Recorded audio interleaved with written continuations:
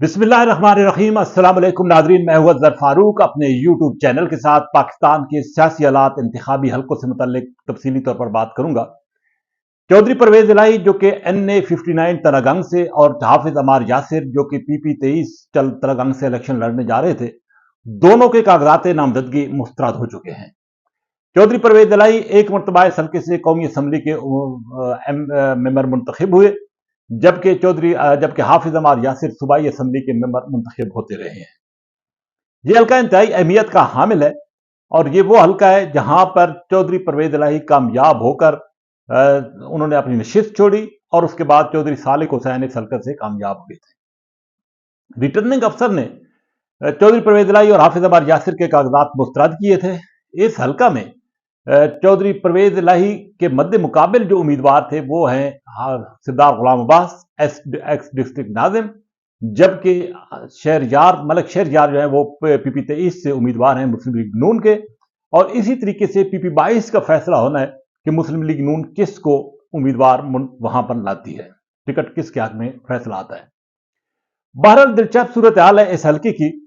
District Chakwal का ये हल्का भी उसी का हिस्सा था, लेकिन डिस्ट्रिक्ट चकवाल चूंकि अब अलग है और वहां से कौमी असम्बली का इलेक्शन लड़ रहे हैं चौधरी अय्याज अमीर, जिनको सपोर्ट हासिल है पाकिस्तान तहरीक इंसाफ की, जबकि मुस्लिम लीग नवाज ने फैसला किया है मेजर रिटायर्ड ताहिर इकबाल के हक में कि वो नून लीग के टिकट पर कौमी असम्बली का इलेक्शन लड़ेंगे।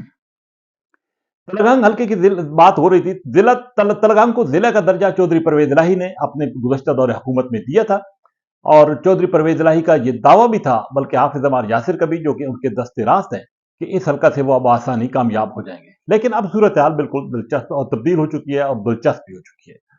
नून लीग के जो यहां से मुंतखब होने वाले इलेक्शन लड़ने वाले उम्मीदवार हैं वो ये समझते हैं कि अब मैदान मुकम्मल तौर पर खाली हो चुका है, क्योंकि हाफिज अमार यासिर एक मजबूत तरीन उम्मीदवार जो है वो तस्वुर किए जाते हैं इस हल्का के, ना सिर्फ PP-23 बल्कि PP-22 के हवाले से भी।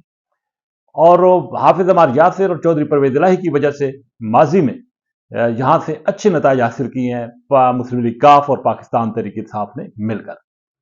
अब सूरत हाल जरा मुख्तलिफ हो गई है। चौधरी परवेज इलाही भी और हाफिज अमार यासिर भी अब इंतखाबी अमल से तकरीबन बाहर हो रहे हैं। अगरचे अपील का हक है लाहौर हाई कोर्ट में, लेकिन इम्कानात बड़े कम हैं कि वहां से चौधरी परवेज इलाही और हाफिज अमार यासिर को कोई रिलीफ मिलेगा।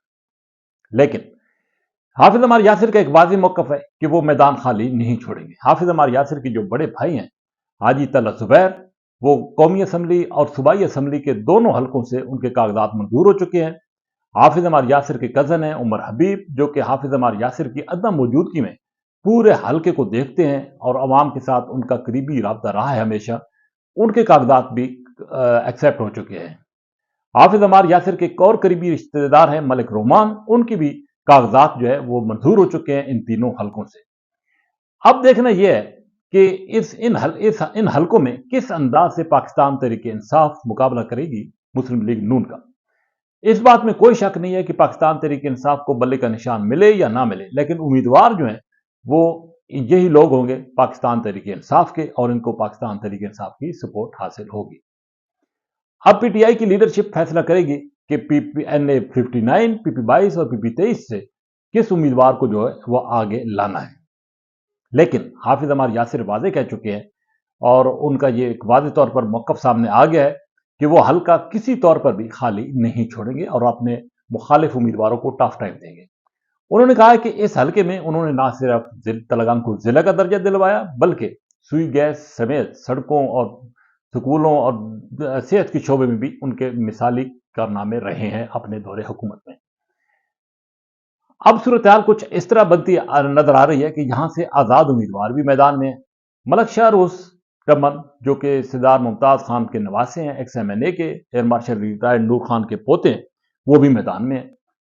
अगर नून लीग उनको टिकट नहीं देती, अभी तक वो पुरुमीद है कि शायद उनको भी टिकट मिल जाए, तो वो इलेक्शन लड़ेंगे।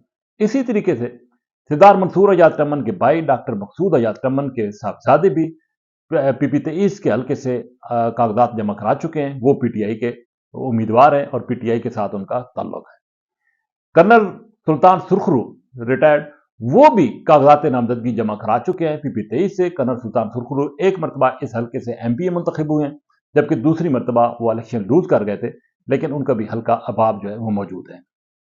لیکن اس وقت جو مقابلے کی فضا ہے وہ حافظ عمار یاسر اینڈ کمپنی اور مسلم لیگ نواز کے درمیان ہوگی۔ حافظ عمار یاسر اب ایک نئی حکمت عملی کے تحت میدان میں اتر رہے ہیں، اگرچہ وہ خود تو انتخابی عمل کا حصہ نہیں ہوں گے اور چودھری پرویز الہی بھی شاید انتخابی عمل کا حصہ نہیں ہوں گے، لیکن وہ اپنے قریبی جو عزیز ہیں ان کو الیکشن لڑانے کی حکمت عملی تیار کر رہے ہیں۔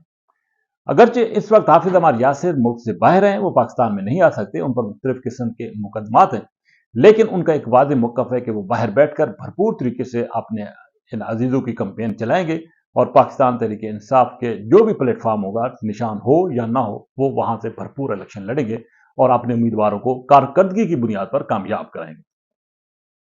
پاکستان تحریک انصاف یہ بھی سمجھتی ہے کہ مختلف حلقوں میں نہ صرف یہ حلقہ بلکہ دیگر جتنی بھی حلقے ہیں وہاں پر اس وقت صورتحال یہ ہے کہ ووٹر جو ہے وہ بالکل آزاد ہے اور ووٹر کا جو رویہ ہے، جو خیال ہے، وہ پاکستان تحریک انصاف کی طرف ہے۔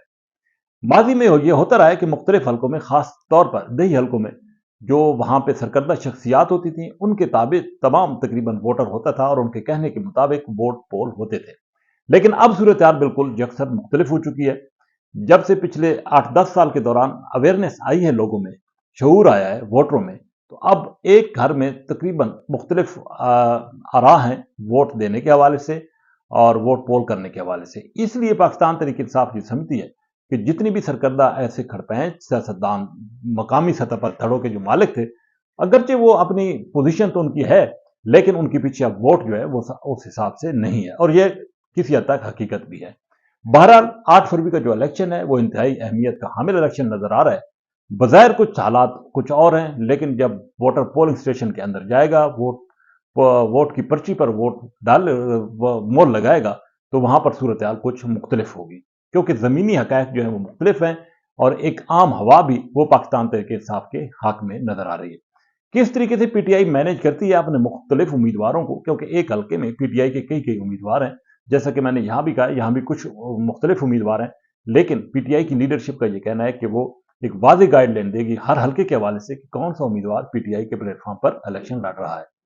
نون لیگ کا یہ معاملہ بالکل الگ ہے، نون لیگ کو جس کو ٹکٹ دے گی وہی نون لیگ کا کینڈیڈیٹ ہوگا۔